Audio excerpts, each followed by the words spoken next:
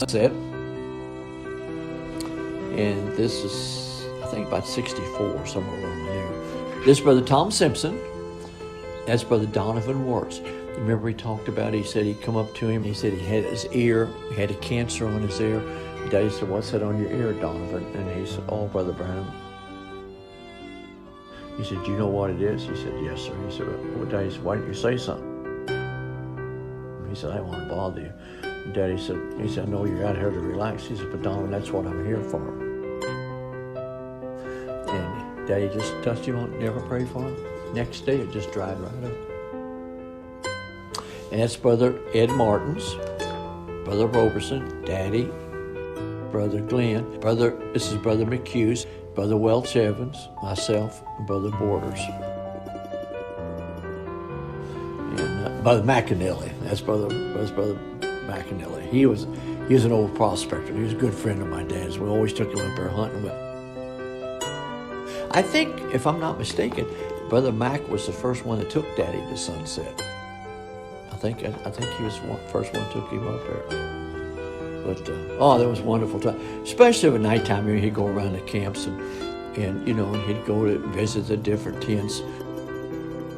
But the main thing was, when he'd gather around the fire, he'd get to tell stories, and he'd go from one to another to another. I remember one night I come by his tent, and I wasn't in a tent with him. I'll never forget this.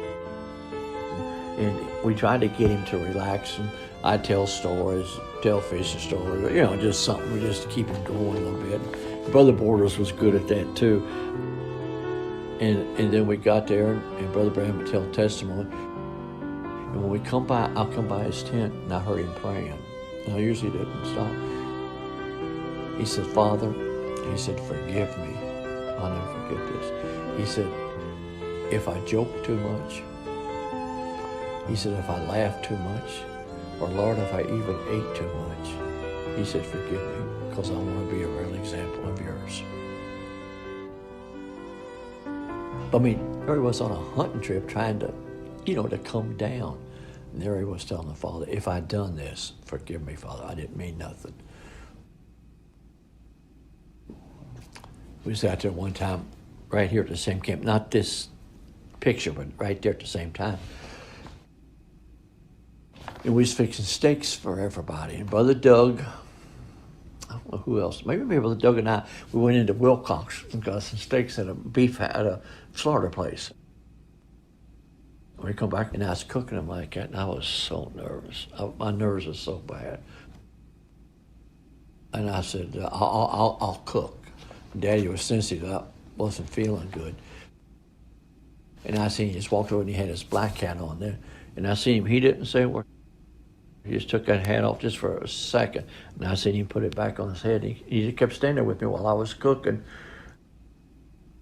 And then afterwards, he was sitting down, and he was taking his boot off, and he has hunting boots on. And he says, "Did you all notice a while ago," he says, when Billy was cooking, said he's been under a lot of pressure. And he says, in the meetings and things.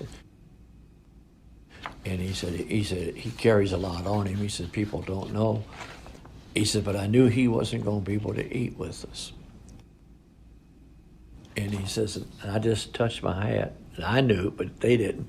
And he said, I just touched my hat and said, "Father, help Billy. Let him enjoy his evening." And he said, "Man, did you see that big steak he ate?" And he kept unlacing his boot. And when he got it unlaced, his ankle, which I didn't know, was probably that big around. It was just almost as black as that Bible, just all there. He said, I fell crossing a fence hunting about, I think he said October. This was like January, February. And he says, and I sprained my ankle. And he said, that's what I thought I'd done. He said, I've prayed every night. Every night. He said, for God to heal that. And he said, it gets worse every day. He said, see, he said, this gift ain't for me. He said, it's for you. He said, you see Billy? He said, instantly, he was well. He said, I've been praying 3 months for this. He said, it gets worse every day.